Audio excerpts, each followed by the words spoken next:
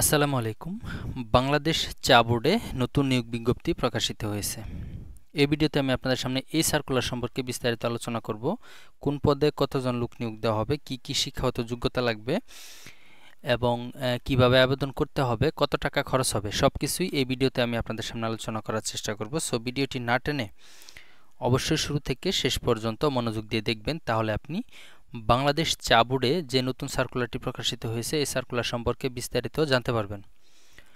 মূল ভিডিও শুরু করার আগে আপনাদের কাছে আমার একটি ছোট্ট রিকোয়েস্ট থাকবে, আপনি যদি আমার চ্যানেলের নতুন দর্শক হয়ে থাকেন আর এখনও চ্যানেলটি সাবস্ক্রাইব করে না থাকেন, তাহলে আজকে আমাদের আরটি জবস লাইভ ইউটিউব চ্যানেলটি সাবস্ক্রাইব করে নোটিফিকেশন অন করে রাখবেন, যাতে করে পরবর্তীতে নতুন যে কোনো সরকারি চাকরি সার্কুলার আপলোড দেওয়া হলে সরাসরি নোটিফিকেশন আপনার ফোনে চলে যায়।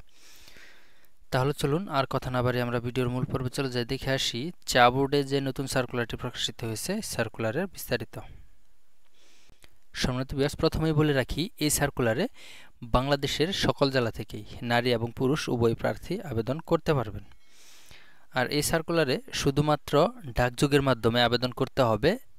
আবেদনপত্রের সাথে দেখেন সচিব বাংলাদেশ চা বোর্ড চট্টগ্রামের অনুকূলে 1 থেকে 6 নং পদের জন্য, এখানে যে দেখেন 1 থেকে 6 নং পদ পর্যন্ত যে কয়টা পদ রয়েছে এই পদগুলোর জন্য 200 টাকা এবং 7 থেকে 9 নং পদের জন্য 100 টাকা মূল্যমানের ব্যাংক ড্রাফট অথবা পে অর্ডার আবেদনের সাথে জমা দিতে হবে। অর্থাৎ আপনি আবেদন করার আগে অবশ্যই আপনাদেরকে 1 থেকে 6 নং পদে যদি আবেদন করতে চান তাহলে 200 টাকার ব্যাংক ড্রাফট করবেন এবং 7 থেকে 9 নং পদের জন্য যদি আপনি আবেদন করতে চান তাহলে অবশ্যই 100 টাকা মূল্যমানের ব্যাংক ড্রাফট অথবা পে অর্ডার করবেন এবং সেই পে অর্ডার কপি অবশ্যই আবেদনপত্রের সাথে জমা দিতে হবে।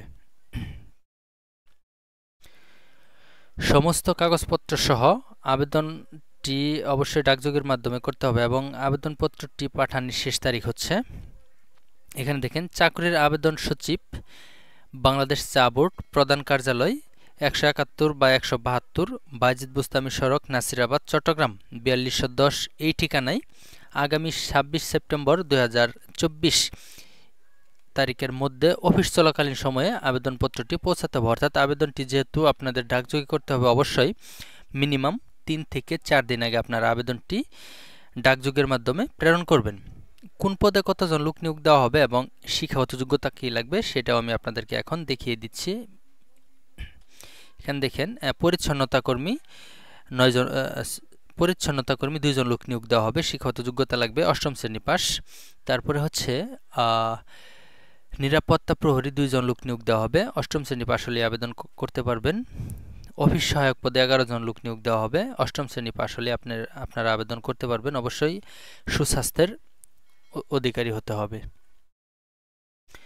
তারপরে হচ্ছে প্লাম্বার 1টি লোক নিয়োগ দেওয়া হবে, প্লাম্বিং কাজের ট্রেড অথবা ভোকেশনাল সার্টিফিকেট থাকতে হবে। গাড়ি চালক 4টি লোক নিয়োগ দিবে। শিক্ষাগত যোগ্যতা হচ্ছে সরকার অনুমোদিত কোনো প্রতিষ্ঠান হতে ভারী মধ্যম বা হালকা ড্রাইভিং লাইসেন্স থাকতে হবে। তারপরে দেখেন অফিস সহকারী কাম কম্পিউটার অপারেটর পদে 22 জন লোক নিয়োগ দেওয়া হবে। বাংলা ও ইংরেজি টাইপিংয়ে 15 এবং 20 শব্দের গতি থাকতে হবে প্রতি মিনিটে এবং সাথে অবশ্যই এইচএসসি পাস কমপ্লিট থাকতে হবে। 3 নাম্বার হচ্ছে হিসাব সহকারী 3 জন লোক নিয়োগ দেওয়া হবে। শিক্ষাগত যোগ্যতা হচ্ছে স্নাতক ডিগ্রি অথবা দ্বিতীয় বিভাগে উচ্চ মাধ্যমিক সার্টিফিকেট পরীক্ষায় পাস থাকতে হবে। 2 নাম্বার হচ্ছে স্টোর কিপার 1 জন লোক নিয়োগ দেওয়া হবে। শিক্ষাগত যোগ্যতা হচ্ছে স্নাতক ডিগ্রি সহ বৈজ্ঞানিক যন্ত্রপাতি প্রকৌশলী দ্রব্যাদি মণিহারি দ্রব্যাদি এবং সাধারণ স্টোর রক্ষণাবেক্ষণে অভিজ্ঞতা লাগবে। তারপর হচ্ছে 1 নাম্বার সার্ভেয়ার 2 জন লোক নিয়োগ দিবে। শিক্ষাগত যোগ্যতা হচ্ছে মাধ্যমিক স্কুল সার্টিফিকেট পাস সহ তথ্য সার্ভে ফাইনাল পরীক্ষা পাস অভিজ্ঞতা সম্পন্ন প্রার্থীদের অগ্রাধিকার দেওয়া হবে। এই ছিল বাংলাদেশ চা বোর্ডে যে নতুন সার্কুলারটি প্রকাশিত হয়েছে এই সার্কুলারের বিস্তারিত। ভিডিওটি কেমন লাগলো অবশ্যই কমেন্ট করে জানাবেন।